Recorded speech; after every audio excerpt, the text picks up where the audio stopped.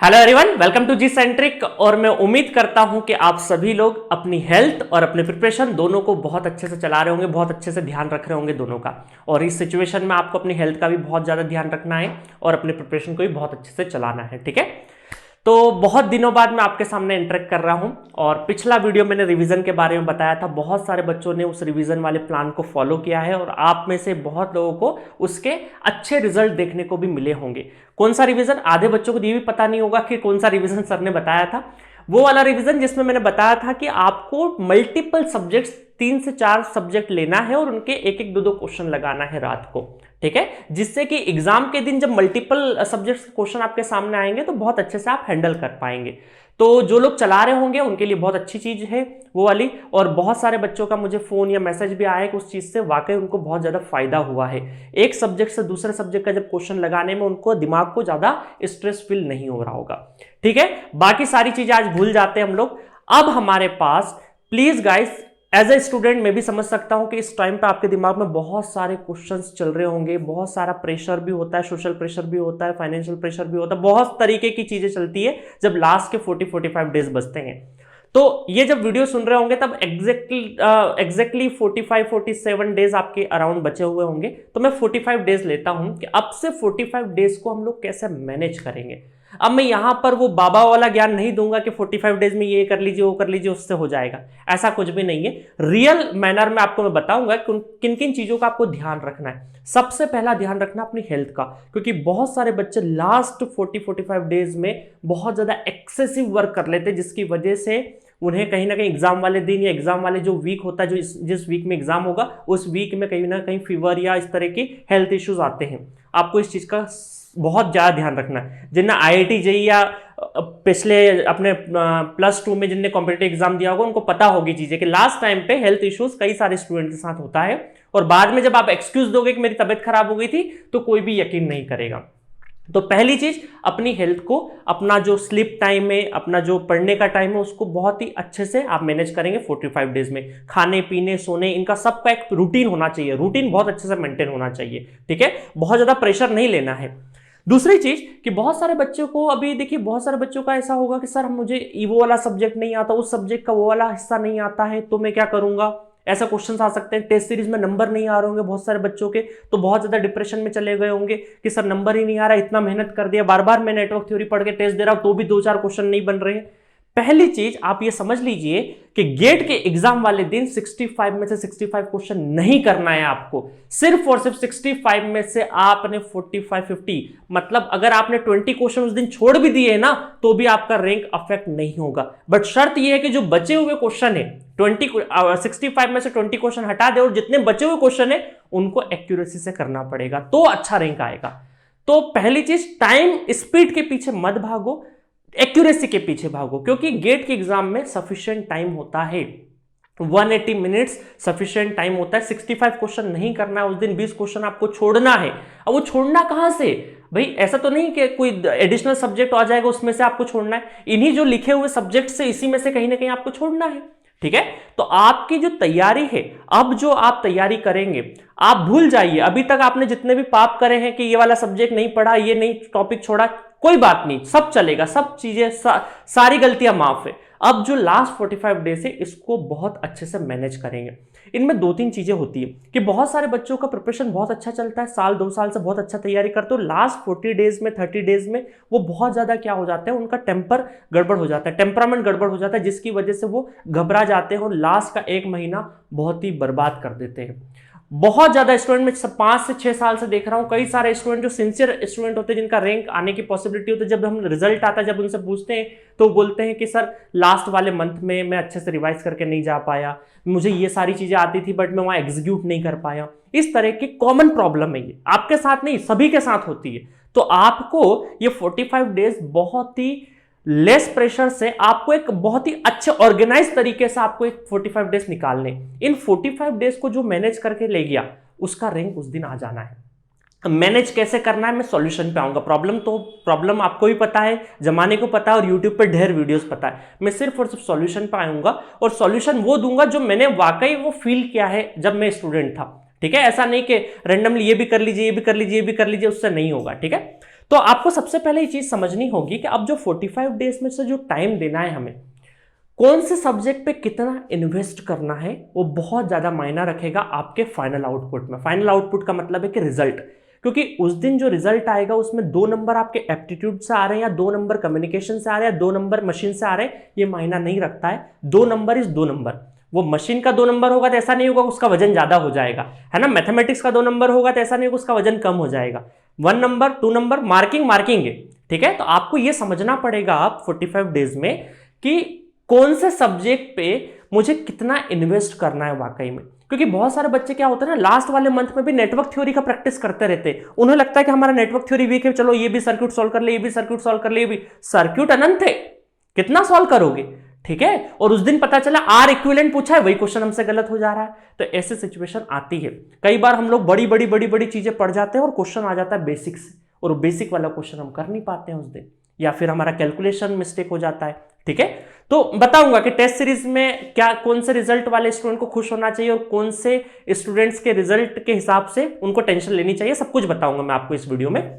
तो सबसे पहले आपको ये समझना है पहली चीज कि 45 डेज में कौन से सब्जेक्ट को कितना टाइम देना है। मैं आपको वो सब्जेक्ट वाइज भी बताते जाऊंगा। टाइम में ऐसा नहीं बताऊंगा क्योंकि सबका एक वीकनेस और स्ट्रेंथ अलग अलग हो सकता है। आपको ये देखना है कि आपका किसी एक सब्जेक्ट में स्ट्रॉन्ग पॉइंट कौन सा और वीक पॉइंट कौन सा है, ठीक है। लेट अस सपोज आपका नेटवर्क थ्योरी है, ठीक है, या कंट्रोल सिस्टम है। तो कंट्रोल सिस्टम नेटवर्क थ्योरी में तो कोई वीक पॉइंट होने का सवाल नहीं होता। मान लीजिए नेटवर्क थ्योरी, इसमें मैग्नेटिक सर्किट आपको कहीं ना कहीं लग रहा है कि इसमें थोड़ा सा मैं कंफर्टेबल फील नहीं कर रहा हूं। मैग्नेटिक का बेसिक्स आता है बट बहुत इन डेप्थ वाले क्वेश्चन नहीं आते, तो चिंता मत करिए, आपके उस दिन बहुत ज्यादा डेप्थ वाले क्वेश्चन मैग्नेटिक सर्किट से वैसे भी नहीं आने हैं। तो आप ये समझिए किसी सब्जेक्ट में आपका स्ट्रॉन्ग पॉइंट कौन सा और वीक पॉइंट कौन सा है, और ये सवाल कीजिए कि जो वीक पॉइंट है आपका, क्या वाकई वो बहुत ज्यादा इंपॉर्टेंट है। अब ये कैसे पता करेंगे बहुत ज्यादा इंपॉर्टेंट है या नहीं है। आप सीधा जाइए, हिंदुस्तान का कोई भी पेपर हो, प्रीवियस ईयर पेपर का रेफरेंस रहता ही रहता है। तो आप ये देखिए कि जो आपका किसी सब्जेक्ट को लीजिए, किसी सब्जेक्ट में जो स्ट्रॉन्ग पॉइंट है आपका वो तो स्ट्रॉन्ग है ही है, जो वीक पॉइंट है, जो वीक आपके टॉपिक्स है, उन वीक टॉपिक्स में से कितनी बार क्वेश्चन आया हुआ है वाकई में।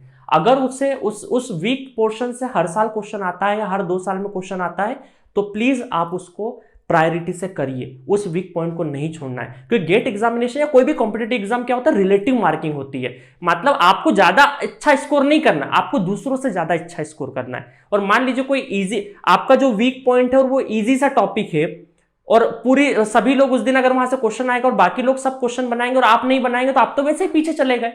तो आपको यह समझना है कि आपका जो वीक पोर्शन है, वीक किसी भी सब्जेक्ट के अंदर जो वीक टॉपिक है, क्या वो वीक टॉपिक बहुत ज्यादा फ्रिक्वेंटली आते हैं एग्जाम में। अगर फ्रिक्वेंटली आते तो आपको करना है, वो करके जाना है, छोड़ना नहीं है। और अगर लगे कि 5-6 साल में 7 साल में एक आध बार क्वेश्चन आता है, तो उन टॉपिक्स को आप छोड़ सकते हैं। तो पहली चीज ये बता दी।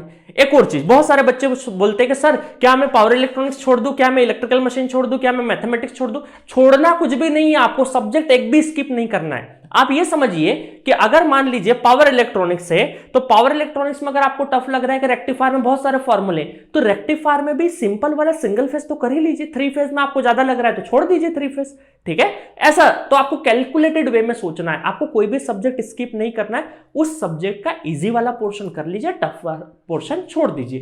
क्यों छोड़ दीजिए टफ पोर्शन? क्योंकि टफ पोर्शन से मान लीजिए क्वेश्चन आता भी है तो आप दूसरे बच्चे उस टफ क्वेश्चन को करने में कहीं ना कहीं 10 से 15 मिनट लगाएंगे, उतने पोर्शन में आप दूसरा किसी सब्जेक्ट का क्वेश्चन दूसरा क्रैक कर देंगे, ठीक है। तो आपको पहली चीज क्या करना है, कोई भी सब्जेक्ट स्किप नहीं करना है, हर एक सब्जेक्ट करके जाना है। अगर आपको लग रहा है कि टाइम नहीं है, सब्जेक्ट थोड़ा सा आपको मुश्किल पड़ रहा है, उस सब्जेक्ट में से जो आपका इजी पोर्शन है वो करके चले जाइए, टफ पोर्शन को छोड़ दीजिए, ठीक है। ये कर सकते हैं। और दूसरा कि किसी सब्जेक्ट में जो आपको लग रहा है कि ये मेरा वीक पॉइंट है, तो क्या वो वाकई में वीक है या आप समझ रहे हैं, है ना। मान लीजिए किसी को नेटवर्क थ्योरी में ग्राफ थ्योरी नहीं आता, तो अब वो सर पकड़ के बैठ जाएगा, मेरे को ग्राफ थ्योरी नहीं आता, ग्राफ थ्योरी नहीं आता। आप ये देखिए ग्राफ थ्योरी से वाकई में क्वेश्चन कितने आए हैं आज तक, ठीक है। अगर नहीं आए तो कोई दिक्कत नहीं, छोड़ सकते हैं। तो आप पहले जो वीक आपके जो आपको लगता है कि मेरे ये वीक टॉपिक है, तो उन वीक टॉपिक का आप मैग्नीट्यूड समझिए कि उसका मैग्नीट्यूड कितना है, उसका फ्रीक्वेंसी अगर ऐसा है कि हर साल हर 2 साल में क्वेश्चन आ रहा है तो आपको करके जाना है। चलिए, तो अब मैं टॉपिक सब्जेक्ट वाइज सब्जेक्ट पे बात करूंगा कि कौन सा सब्जेक्ट पे आपको टाइम देना चाहिए। क्योंकि इस 45 डेज में क्या होता है ना, बहुत सारे बच्चे अपने आप को बेवकूफ बनाते हैं कैसे बेवकूफ बनाते हैं, हाँ हम तैयारी कर रहे हैं, पता चले सिर्फ नेटवर्क पढ़ रहे हैं, कंट्रोल पढ़ रहे हैं, है ना। तो आपको वहां इन्वेस्ट करना है जहां का वेटेज भी ज्यादा है और भूलने के चांसेस भी कम है, ठीक है। चलिए वन बाय वन डिस्कस करता हूं। मैंने तीनों ब्रांच के लिए बात करूंगा मैं यहां पे। तो 7 सब्जेक्ट जो है, network, control, digital, analog, mathematics, aptitude, signal and system, ये 7 टॉपिक कॉमन है इंस्ट्रूमेंटेशन ब्रांच में, इलेक्ट्रिकल ब्रांच में और ईसी ब्रांच में। इलेक्ट्रिकल में आता है आपका machine, power system, power electronics, measurement, EMFT. EC में आता है 7 टॉपिक, तो 7 तक तो क्या है, कॉमन है। 8 नंबर का ईएमएफटी, कम्युनिकेशन और ईडीसी। इंस्ट्रूमेंटेशन में 7 तक कॉमन है, उसके बाद आता है measurement, sensors, electricity and magnetism, electrical machine, micro processor, communication, optical. सारा लोड इस बार सिलेबस जो चेंज हुआ है उसमें इंस्ट्रूमेंटेशन ब्रांच पे ही डाल दिया है, बट चिंता करने की बात नहीं है। लोड डाला है तो कहीं ना कहीं आपको एडवांटेज भी होगा, क्योंकि जो भी सब्जेक्ट ऐसा नहीं कि आउट ऑफ बॉक्स सब्जेक्ट डालें, इजी सब्जेक्ट से थोड़ा सा आप अच्छे से पढ़ाई करेंगे, उनको थोड़ा सा अच्छे से ध्यान देंगे तो वहां से क्वेश्चन बनता है।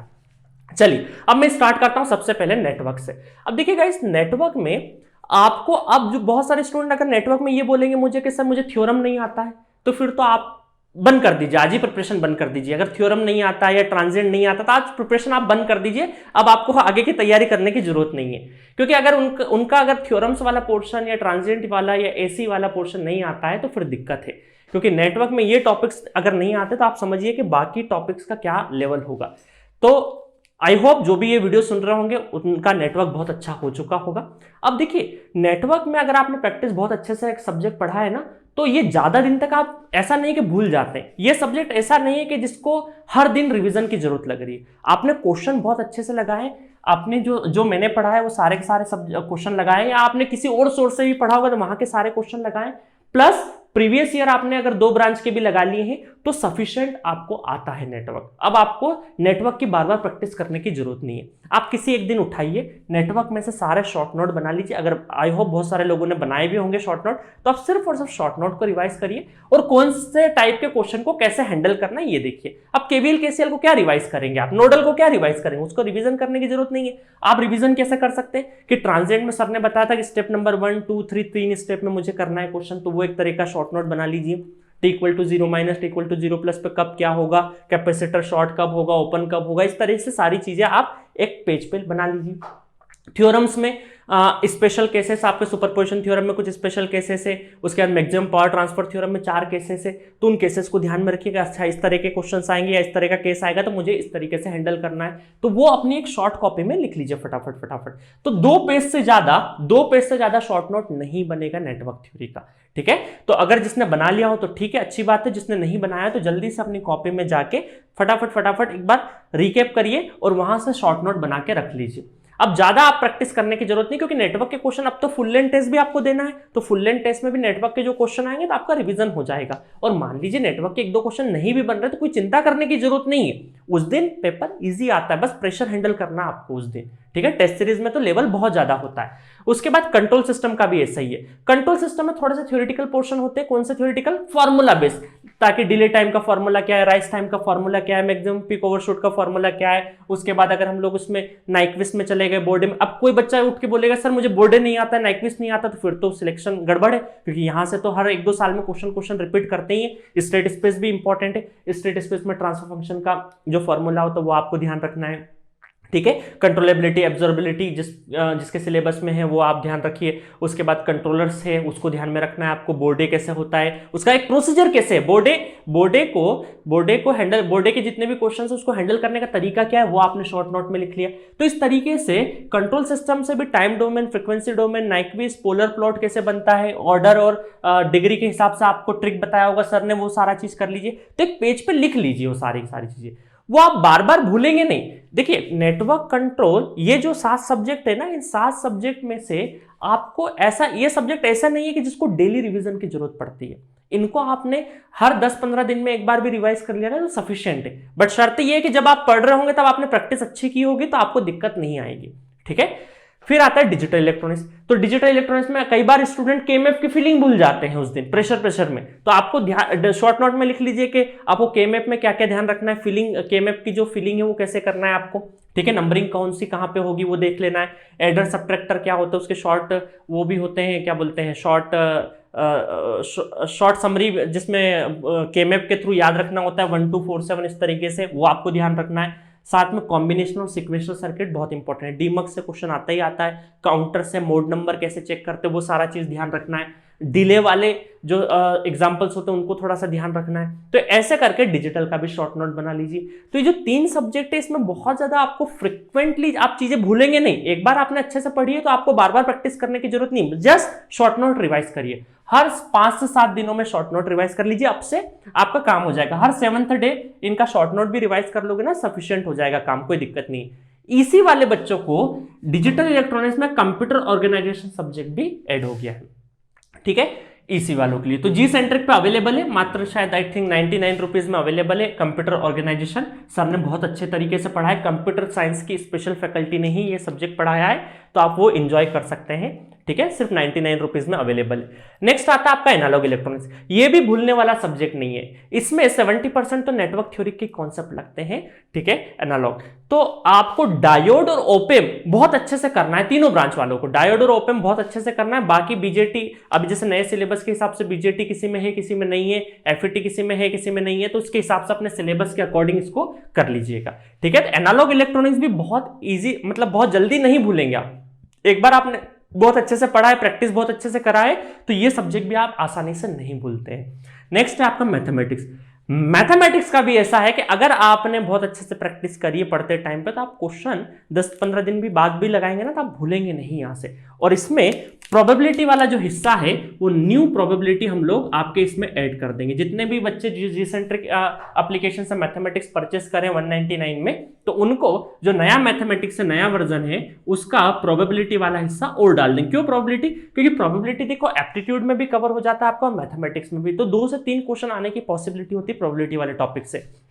तो हम चाहते हैं कि मैथमेटिक्स से जो न्यू वर्जन वाला प्रोबेबिलिटी है वो भी आप पढ़ के चले जाइए, तो आपके मैथमेटिक्स वाले फोल्डर में ही प्रोबेबिलिटी वाला ऐड हो जाएगा। और यूट्यूब पे भी प्रोबेबिलिटी के कुछ लेक्चर्स आ रहे होंगे, वो भी आप एंजॉय कर सकते हैं। तो प्रोबेबिलिटी वाले हिस्से को इंपॉर्टेंट, बाकी सारे चीजें कमलेश सर ने बहुत अच्छे से पढ़ाई है, तो उसको आप लेके जाइए। और आप में से बहुत सारे लोगों ने मैथमेटिक्स कंप्लीट कर दिया होगा, जिसने कंप्लीट नहीं किया तो प्लीज सबसे पहली प्रायोरिटी से आप मैथमेटिक्स को लीजिए, क्योंकि मैथमेटिक्स 13 to 15 नंबर के बीच में आएगा।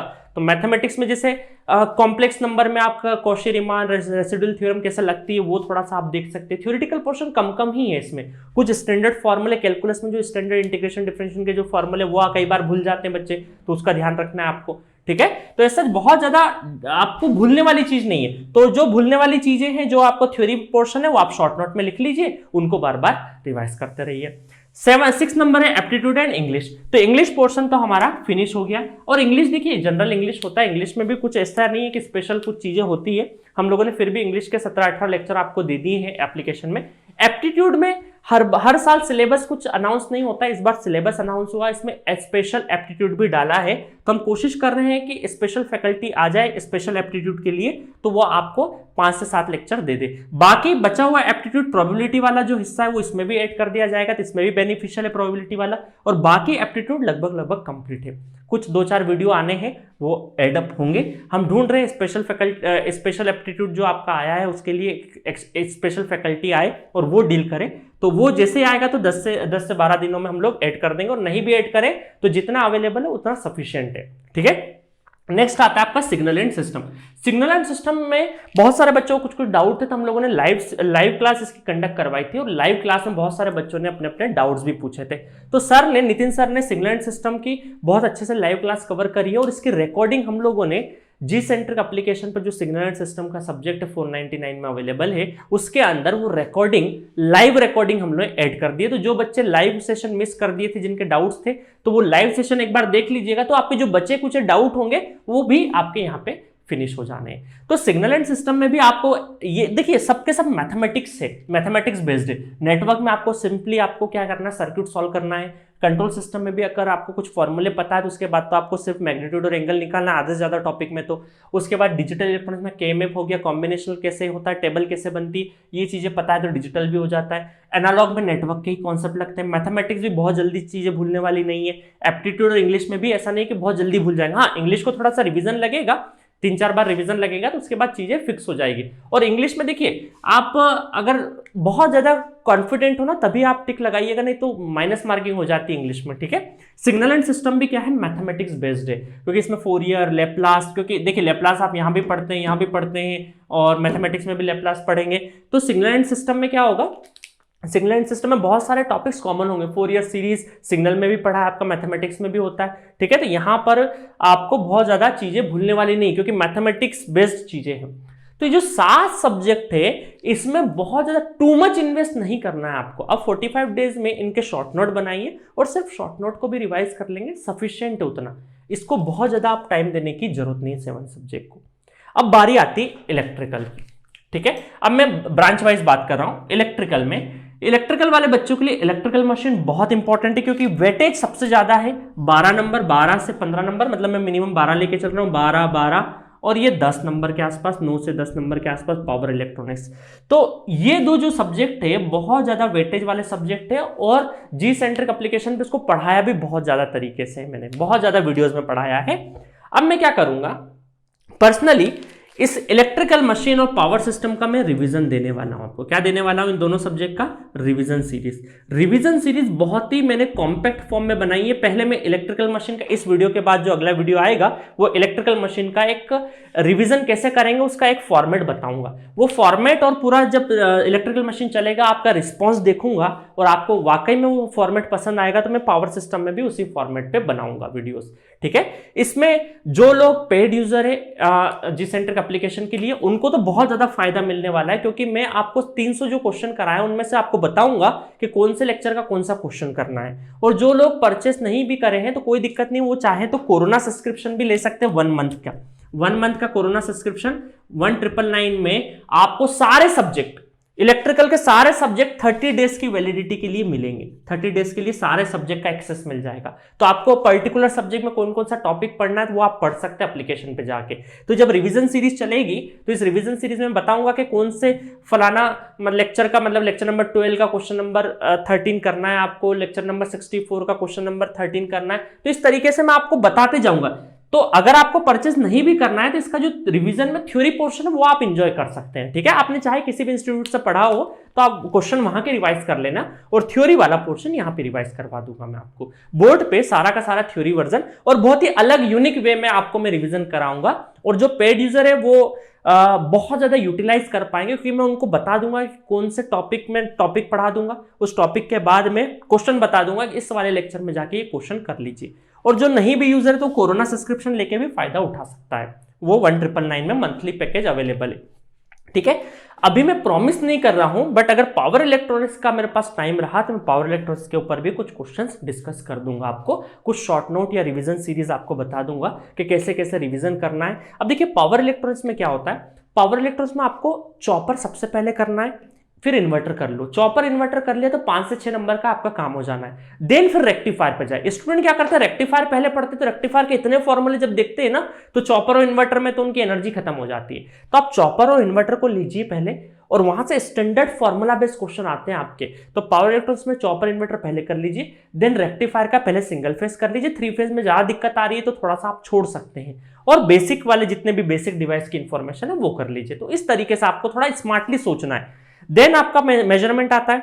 तो मेजरमेंट, अब आप बोलेंगे सर मशीन पावर सिस्टम का नहीं बताया, मैं इसको रिवीजन सीरीज में पूरा कवर करने वाला हूं 8 और 9 को, इसलिए मैंने ज्यादा डिस्कस यहाँ पे नहीं किया है ना। इनको मैं जब रिवीजन सीरीज में लेके आऊंगा, यूट्यूब पे आएगा पूरा पूरा रिवीजन सीरीज, कोई पेड नहीं है। हाँ, जो पेड यूजर होंगे उनके लिए जो क्वेश्चन बताऊंगा वो इंपॉर्टेंट हो जाएंगे, बाकी यूट्यूब पे फ्री ऑफ कॉस्ट आएगा। तो बाकी जो नॉन पेड यूजर है, जो दूसरे इंस्टीट्यूट वगैरह से पढ़े, तो मंथली पैकेज आप ले सकते हैं, पूरा पूरा एक्सेस मिल जाएगा। मेजरमेंट में आपको छोटे छोटे इंस्ट्रूमेंट का ध्यान रखना है। पीएमएमसी किसके लिए यूज होता है, एमआई इंस्ट्रूमेंट, ईएमएमसी क्या होता है, 2 वाट मीटर मेथड क्या होता है, एनर्जी मीटर क्या होता है। तो इनमें स्टैंडर्ड चीजें हैं और वहीं से क्वेश्चन आते हैं। तो मेजरमेंट भी अगेन यहां से क्वेश्चंस कई बार 2 से 3 क्वेश्चन आ जाते हैं, कई बार नहीं भी आता है, एक भी क्वेश्चन नहीं आता है। तो इजी पोर्शन है, स्कोरिंग पोर्शन है ये, ठीक है। तो ये आपको करके जाना है। Then again EMFT, electrostatic and magnetism आपको करना है, जो 12th में हम लोगों ने किया था। वो सिंपल सा, सर ने बहुत अच्छे से पढ़ाया है, और हम लोगों ने सर से रिक्वेस्ट भी करी कि ईएमएफटी के ऊपर अगर शॉर्ट रिवीजन सीरीज अगर आ जाती है तो बहुत ही अच्छा होगा। तो कॉन्फिडेंट मैनर में अभी मैं मशीन और पावर सिस्टम का रिवीजन सीरीज बोल रहा हूं, आपको करवाऊंगा। पावर इलेक्ट्रॉनिक्स टाइम के ऊपर डिपेंड करेगा, ठीक है। और ईएमएफटी का हम लोगों ने सर से रिक्वेस्ट किया है, तो उनका बस कम्युनिकेशन एक आध दिन में हो जाएगा फिनिश, उसके बाद वो ईएमएफटी और कम्युनिकेशन ईसी वालों के लिए खासकर कराएंगे, तो उसमें आपके ईएमएफटी में तीनों ब्रांच कवर हो जानी है, ठीक है। नेक्स्ट आते हैं हम लोग ईसी पे। ईसी में आपको ईएमएफटी, ये हाई वेटेज वाला टॉपिक है, तो यहाँ पे आपको शॉर्ट्स रिवीजन का आपको रिवीजन सीरीज सर से बोला तो है हम लोगों ने, बट आप खुद से भी अपने शॉर्ट नोट प्रिपेयर करते रहिए। सर ने बहुत आउटस्टैंडिंग वे में अनंत सर ने डिस्कस किया ईएमएफटी, जो लोग जानते होंगे, जो लोग पढ़े होंगे, वो आप कमेंट बॉक्स में कमेंट करके बताइएगा कि ईएमएफटी कैसा लगा। सर ने बहुत अच्छे तरीके से पढ़ाया है, और सर कोविड पॉजिटिव भी हो गए, तो उसके बाद भी वो रिकवर होके उनने पूरा कम्युनिकेशन भी शूट किया है, तो कम्युनिकेशन विद इन 1 डेज आपको पूरा अपलोड हो जाएगा, पूरा कंप्लीट हो चुका है, शूटिंग उनके एंड से हो चुकी है, एडिटिंग प्रोसेस में है। और ईडीसी, तो ये जो 3 कोर सब्जेक्ट है, यहाँ पर ईडीसी का रिवीजन सीरीज ऑलरेडी आपका चल रहा है। रिवीजन का सर बहुत अच्छे वे में, बहुत एक्सपीरियंस टीचर आपको डिस्कस कर रहे हैं। ईडीसी का रिवीजन सीरीज आपका चल रहा है, यूट्यूब पे आप देख सकते हैं, उसको मिस मत करिएगा, बहुत इंपॉर्टेंट है ईसी वालों के लिए, क्योंकि यहां से 12 से 15 नंबर का वेटेज होता है ईसी वालों के लिए, ठीक है। तो वो आप रिवीजन सीरीज को कवर करते करते चले जाइए। देन आपका ईएमएफटी और कम्युनिकेशन सर से बोला है, अगर इसका रिवीजन सीरीज आ जाता है तो बहुत ही अच्छा होगा। ईसी के तीनों कोर का रिवीजन हो जाना है। रिवीजन सीरीज बहुत ही यूनिक वे में हो जाएगी। सभी ब्रांच वाले इलेक्ट्रिकल मशीन का एक फॉर्मेट जरूर देखिएगा, नेक्स्ट लेक्चर में मैं आपको बताऊंगा किस तरीके से हम लोग रिवीजन सीरीज प्लान कर रहे हैं, ठीक है, कि कम टाइम में जो बड़े बड़े सब्जेक्ट्स है वो कम टाइम में कितने इफेक्टिव वे में आप यूटिलाइज कर पाए। कॉन्फिडेंट एग्जाम हॉल में जब हम एंटर करते हैं ना, तो आप पे कॉन्फिडेंस होना चाहिए, हाँ ये सब्जेक्ट मुझे आता है, ठीक है। तो कॉन्फिडेंस होगा ना, तो फिर देखिए हर एक बच्चे का कुछ ना कुछ वीक पॉइंट होता है। अगर हम लोग वीक पॉइंट पे ज्यादा फोकस करेंगे ना, तो फिर दिक्कत हो जाएगी। हम हमारी जो स्ट्रेंथ है उसको लेके जाइए आप एग्जाम में। वीकनेस सब में है, हम में भी है, सामने वाले में, हमारे कॉम्पिटिटर में, सब में वीकनेस है। अपनी स्ट्रेंथ पे भरोसा रखिए और उसी के साथ एग्जाम हॉल में एंटर करिए।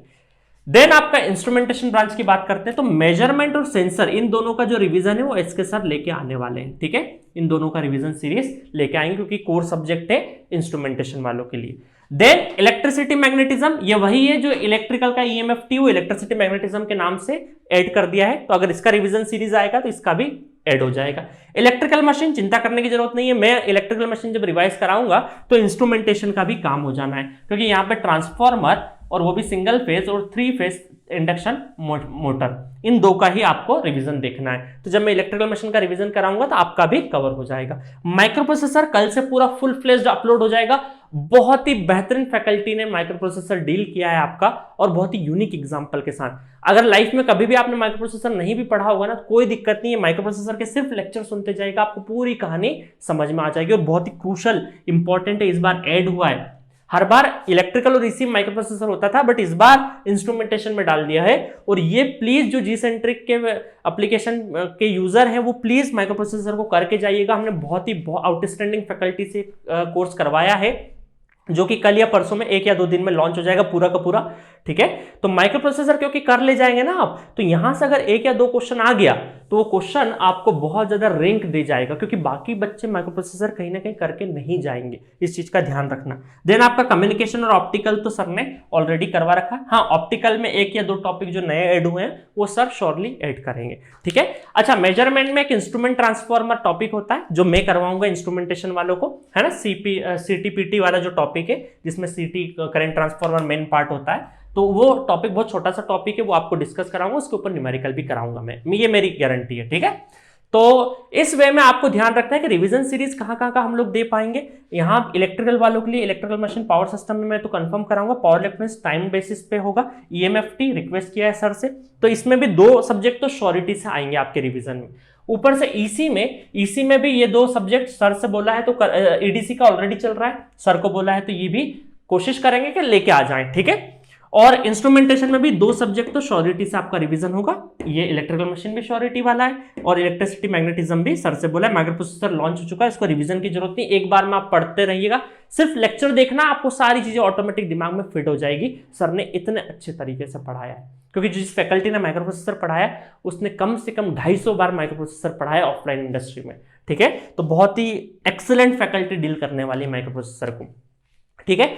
तो इस तरीके से आपको प्लान करना है कि इन सब्जेक्ट्स को शॉर्ट नोट बना लीजिए, बहुत ज़्यादा रिवीजन करने की जरूरत नहीं। इलेक्ट्रिकल वालों के लिए machine power system, power electricity, इन 3 सब्जेक्ट को ज़्यादा टाइम देना है अब, ठीक है, क्योंकि वेटेज ज्यादा है। ईसी वालों को ईडीसी, ईएमएफटी और कम्युनिकेशन, इसमें ज्यादा टाइम देना है। देखिए सिग्नल सिस्टम ईसी के लिए बहुत इंपॉर्टेंट है, क्योंकि सिग्नल सिस्टम और कम्युनिकेशन में बहुत ज्यादा लिंकअप है। इसके बेसिक्स जो होंगे वो यहाँ यूज होते हैं कम्युनिकेशन में। तो सिग्नल एंड सिस्टम ईसी वाले बच्चों को बहुत अच्छे से पढ़ना है। और प्लीज ईसी वाले बच्चे कंप्यूटर ऑर्गेनाइजेशन छोड़ के मत जाइएगा, बहुत 99 रुपीज में अवेलेबल है मात्र। Computer organisation special computer science वाली फैकल्टी ने पढ़ा है, ये वो करके जरूर जाए, क्योंकि एक या दो क्वेश्चन, अगर एक आध क्वेश्चन भी आ गया वहां से तो बाकी बच्चे नहीं करेंगे और आप करेंगे तो रैंक में बहुत ज्यादा डिफरेंस क्रिएट होगा। ठीक है, अब मैं बात करता हूं टेस्ट सीरीज की। अब आपको फुल लेंथ टेस्ट के लिए तैयार हो जाइए। फुल लेंथ टेस्ट आपको लगाने हैं। देखिए फुल लेंथ टेस्ट अब आपको लगाना स्टार्ट करना है, फुल टेस्ट। और फुल टेस्ट भी कैसे लगाने हैं आपको एटलीस्ट 15 टेस्ट गेट में एग्जाम में बैठने से पहले 15 टेस्ट आपको लगा के जाने फुल लेंथ टेस्ट। अगर 15 टेस्ट भी लगा लिए ना आपने बहुत ही ईमानदारी से, ऐसा नहीं होना चाहिए टेस्ट में 3 घंटे के टेस्ट में क्या होता है, कई बार कोई बच्चा फोन पे टेस्ट दे रहा है तो क्या होगा, कुछ फोन आ गया, मैसेज आ गया तो उसमें इन्वॉल्व हो गए, 3 घंटे का टेस्ट पता चले 6 घंटे चल रहा है, ऐसा नहीं होना चाहिए। आप ये समझिए 15 जो टेस्ट देंगे ना, ये हर एक दिन देंगे। एक दिन में 2 टेस्ट नहीं देना है, हर एक अल्टरनेट डेज में देना है आपको टेस्ट। कैसे देना है, अल्टरनेट डेज।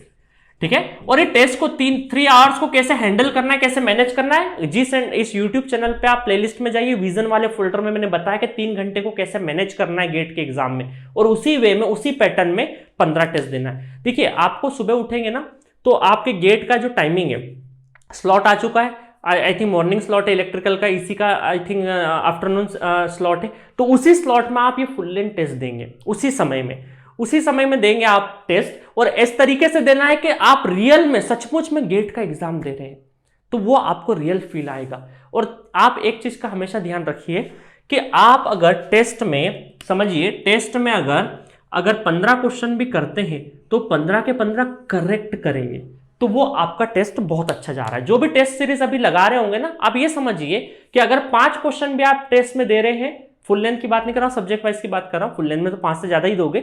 5 अगर आप सब्जेक्ट वाइज टेस्ट में 25, मान लीजिए 25 क्वेश्चन है, उसमें से 5 क्वेश्चन को अटेम्प्ट ले रहे हैं और 5 अगर करेक्ट कर रहे हैं तो वो आपका सबसे अच्छा टेस्ट है। कोई मैटर नहीं करता आपके रैंक क्या आ रही है, आपके क्वेश्चन कितने नहीं बन रहे, ये मैटर नहीं करता। आपने जितने अटेम्प्ट किए वो सही होने चाहिए पूरे के पूरे, आपका एक भी क्वेश्चन गलत नहीं होना चाहिए। बहुत सारे बच्चे इस चीज के लिए खुश हो जाते हैं कि हमने 4 क्वेश्चन गलत कर दिए बट उसका नंबर नहीं कटा, है ना। बहुत सारे बच्चे ये सोचते हैं कि 10 क्वेश्चन हमने करे, 10 क्वेश्चन में से 5 सही है और 5 क्वेश्चन का निगेटिव नंबर नहीं मिला। अरे निगेटिव नहीं, time negative paper, number negative paper नहीं है गेट का। ठीक है, आपका टाइम तो निगेटिव हो रहा है ना, उन 5 क्वेश्चन को करने में आपका टाइम काफी इंगेज हो चुका है, टाइम निगेटिव हो चुका है। तो आपको यह देखना है कि अगर आप 5 क्वेश्चन ट्राई कर रहे हैं तो 5 करेक्ट करें, या तो आप उसको टच ही नहीं करें, अटेम्प्ट ही नहीं ले। ठीक है, ये एक्यूरेसी बिल्डअप होगी, आपकी सिलेक्टिविटी बढ़ेगी। जो पिछले वीडियो में मेरा फोकस था कि आपको सिलेक्टिविटी, क्वेश्चन सिलेक्शन आना चाहिए।